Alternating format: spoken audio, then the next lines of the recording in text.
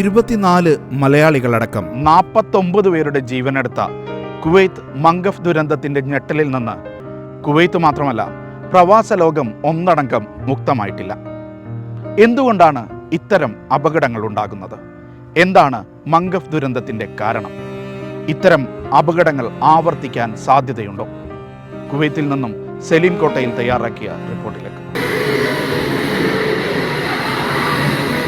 2024 June 12 ബുധനാഴ്ച. നേരം പുലർച്ചെ 4 മണി. പ്രവാസ ലോകത്തു നിന്ന് ഇതുവരെ കേട്ട ഏറ്റവും വലിയ ദുരന്ത വാർത്ത നമ്മെ തേടിയെത്തിയത് അപ്പോഴാണ്. കുവൈത്തിലെ NBTC ജീവനക്കാർ താമസിക്കുന്ന ഈ 6 നില കെട്ടിടത്തിൽ വൻ തീപിടുത്തം. പല ഷിഫ്റ്റിലായി ജോലിയെടുക്കുന്ന ജീവനക്കാരിൽ പലരും രാത്രിയിലെ ഷിഫ്റ്റ് കഴിഞ്ഞ് ഉറക്കത്തിലേക്ക് വീണിട്ടേ ഉണ്ടായിരുന്നുള്ളൂ. പൊള്ളലേറ്റും പുക ശ്വസിച്ചും രക്ഷപ്പെടാനുള്ള ശ്രമത്തിൽ താഴേക്ക് ചാടിയും മരിച്ചത് 49 മനുഷ്യർ. അവരിൽ 45 പേരും ഇന്ത്യക്കാർ, 24 പേർ മലയാളികൾ. വാർത്തയറിഞ്ഞ് നാട് വിറങ്ങലിച്ചു. കുവൈത്തിൽ നിന്ന് മൃതദേഹങ്ങൾ ഒന്നൊന്നായി നാട്ടിൽ പ്രിയപ്പെട്ടവരുടെ അരികിലേക്ക് എത്താൻ തുടങ്ങിയതോടെ നാടും ഗൾഫും ഒരുപോലെ ഏങ്ങലടിച്ചു.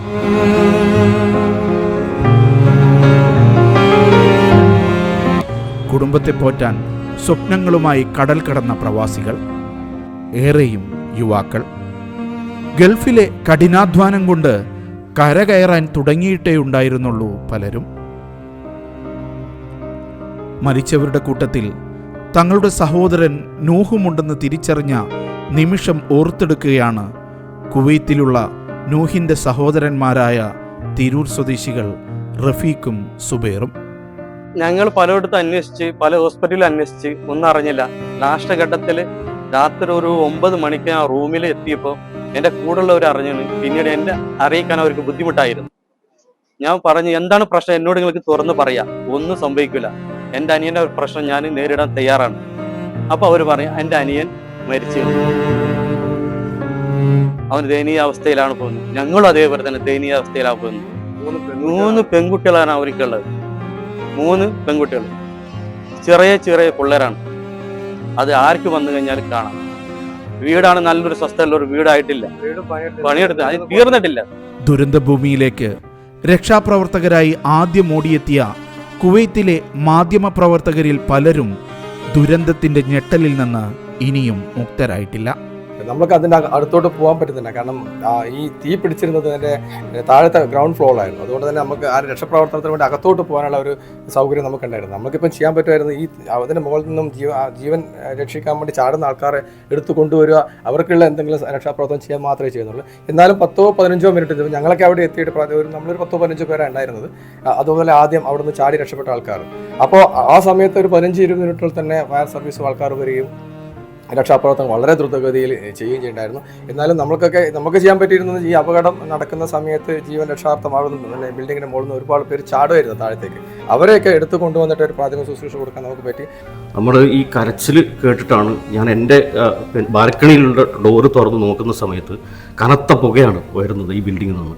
ഉടൻ തന്നെ താഴേക്ക് എത്തുമ്പോൾ സ്ഥിതി എന്താണെന്ന് വെച്ച് കഴിഞ്ഞാൽ അതിൻ്റെ ഉള്ളിലുള്ള ആളുകൾ മുഴുവൻ ഈ വിൻഡോ സൈഡിൽ വന്നിട്ട് രക്ഷിക്കണം എന്ന് പറഞ്ഞുകൊണ്ട് ഇങ്ങനെ അലറി കരയുന്നൊരു കാഴ്ചയാണ് നമ്മൾ ആ സമയത്ത് കാണുന്നത്. പിന്നീട് എന്താണെന്ന് വെച്ചാൽ താഴോട്ട് ചാടിയ ആളുകൾ നിലത്ത് വീണ് കിടക്കുന്നുണ്ട്. അതിൽ ഏകദേശം ഒരു 3-4 ആളുകൾ ആ സ്പോട്ടിൽ തന്നെ മരിച്ചിട്ടുണ്ട്.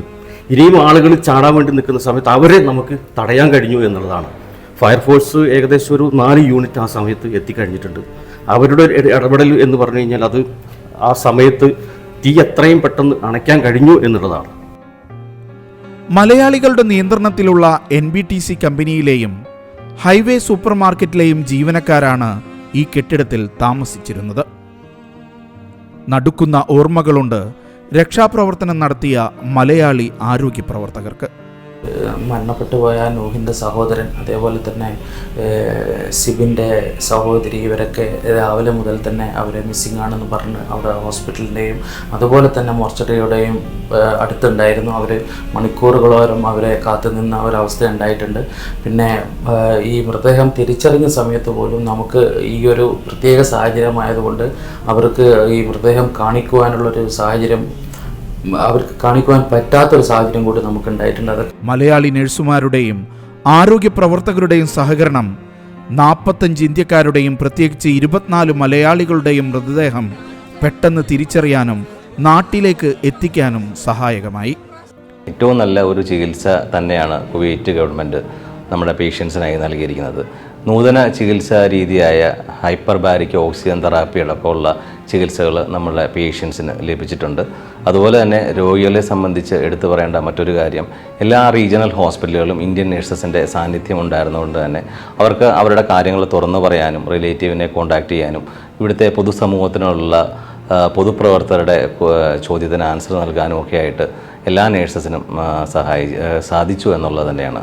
ഈ റിപ്പോർട്ട് തയ്യാറാക്കുമ്പോൾ കുവൈത്തിലെ ആശുപത്രികളിൽ ചികിത്സയിൽ കഴിയുന്ന 31 പേരിൽ 14 പേർ മലയാളികളാണ്. കമ്പനി ഉടമയുടെ ആർത്തിയാണ് ഇത്തരമൊരു ദുരന്തത്തിലേക്ക് വഴിവെച്ചതെന്നായിരുന്നു കുവൈത്ത് മന്ത്രി ആദ്യം സംഭവത്തോട് പ്രതികരിച്ചത്. സെക്യൂരിറ്റി ക്യാബിനിലുണ്ടായ ഷോർട്ട് സർക്യൂട്ടാണ് വലിയ ദുരന്തത്തിന് വഴിവെച്ചതെന്ന് കുവൈത്ത് സിവിൽ ഡിഫൻസ് സ്ഥിരീകരിച്ചിട്ടുണ്ട്. സുരക്ഷാ മാനദണ്ഡങ്ങൾ പാലിക്കാതെ ഗ്യാസ് സിലിണ്ടറുകൾ അടക്കം സൂക്ഷിച്ചത് ദുരന്തത്തിൻ്റെ വ്യാപ്തി വർദ്ധിപ്പിച്ചുവെന്ന് നിരീക്ഷിക്കുന്നവരുമുണ്ട്. ഒരു കുവൈത്ത് സ്വദേശിയെയും പ്രവാസിയെയും തീപിടുത്തവുമായി ബന്ധപ്പെട്ട് പിടികൂടിയിട്ടുണ്ട്. ഇവർക്കെതിരെ നരഹത്യയ്ക്ക് കേസുണ്ടാകുമെന്നാണ് റിപ്പോർട്ടുകൾ. തീപിടുത്തത്തിന് പിന്നാലെ കെട്ടിട നിയമം പാലിക്കാത്ത ഉടമകൾക്കെതിരെ കുവൈത്തിൽ നടപടി കടുപ്പിച്ച് ആഭ്യന്തരമന്ത്രി ഷെയ്ഖ് ഫഹദ് അൽ യൂസഫും മുനിസിപ്പൽ കാര്യമന്ത്രി ഡോക്ടർ നൂറ അൽ മഷാനും നേരിട്ട് പരിശോധനകൾക്ക് നേതൃത്വം നൽകുകയാണ്. അനധികൃത നിർമ്മാണങ്ങൾക്കും മുൻകൂട്ടി അനുമതിയില്ലാതെ നിർമ്മാണം നടത്തിയവർക്കുമെതിരെ ശക്തമായ നടപടി സ്വീകരിക്കും. പ്രവാസികൾ ഏറെ താമസിക്കുന്ന അബ്ബാസിയ, ഖൈത്താൻ, മെഹബൂല പ്രദേശങ്ങളിലെ കെട്ടിടങ്ങളിൽ പരിശോധന നടക്കുകയാണ്. നിയമലംഘനങ്ങൾ റിപ്പോർട്ട് ചെയ്താൽ മുന്നറിയിപ്പില്ലാതെ തന്നെ കെട്ടിടങ്ങൾ നീക്കം ചെയ്യുന്ന കരട് നിയമം മന്ത്രിസഭയിൽ അവതരിപ്പിക്കുമെന്ന് മുനിസിപ്പൽ കാര്യമന്ത്രി ഡോക്ടർ നൂറ അൽ മഷാൻ താക്കീത് നൽകുന്ന വാർത്തകളും പുറത്തു വരുന്നുണ്ട്. ഇതിനിടെയാണ് മെഹബൂലയിൽ നിന്ന് മറ്റൊരു തീപിടുത്തത്തിന്റെ വാർത്ത പുറത്തു വരുന്നത്. ഇത് ഏറെ ആശങ്കകൾ സൃഷ്ടിക്കുന്നുണ്ട്. ചെറിയൊരു വീഴ്ചയാകാം വൻ ദുരന്തത്തിന് വഴിവെക്കുന്നത്. ഈ തിരിച്ചറിവ് കെട്ടിട ഉടമകൾക്കും കെട്ടിടം വാടകയ്ക്കെടുക്കുന്നവർക്കും താമസക്കാർക്കും വേണ്ടതാണ്. 49 പേരുടെ ജീവൽ നഷ്ടം, അവരുടെ കുടുംബാംഗങ്ങളുടെ തീരാവേദനകൾ ഇനിയെങ്കിലും നമുക്കെല്ലാം പാഠമായേ പറ്റൂ.